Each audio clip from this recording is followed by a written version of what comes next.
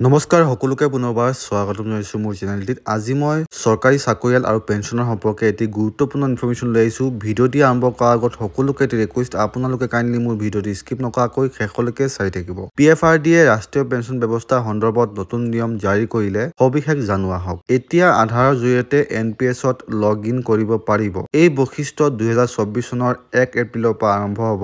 ৰাষ্ট্ৰীয় পেঞ্চন ব্যৱস্থা সন্দৰ্ভত নতুন নিয়ম জাৰি কৰিছে NPS পৰিচালনা কৰা চৰকাৰী সংস্থা pension fund regulatory and development অথৰিটিয়ে। এতিয়া CRA ব্যৱস্থাত দুটা কাৰক প্ৰমাণীকৰণ ব্যৱস্থা কৰা হৈছে। PFRDA জাৰি কৰা বিজ্ঞপ্তিটোত কোৱা হৈছে যে CRA ব্যৱস্থাৰ সকলো গ্ৰাহক আৰু পক্ষৰ স্বাৰ্থ সুৰক্ষিত কৰাৰ বাবে এই সিদ্ধান্ত লোৱা হৈছে। এতিয়া CRA ব্যৱস্থাত লগ ইন কৰাটো কেৱল আধাৰ ভিত্তিক প্ৰমাণীকৰণৰ জৰিয়তেহে কৰিব পাৰিব। এই সুৰক্ষা বৈশিষ্ট্য কেতিয়াৰ পৰা আৰম্ভ হ'ব? PFRDA জাৰি কৰা বিজ্ঞপ্তিটোত কোৱা হৈছিল যে 2024 চনৰ 1 এপ্ৰিলৰ পৰা নতুন লগ ইন প্ৰক্ৰিয়া আৰম্ভ হ'ব পাৰে।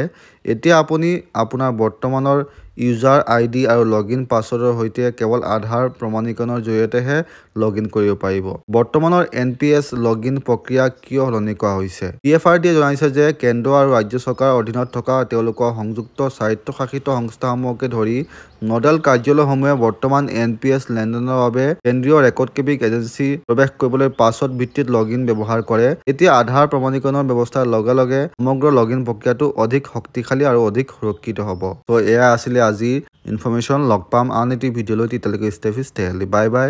জয় আই অসম, জয় হিন্দ।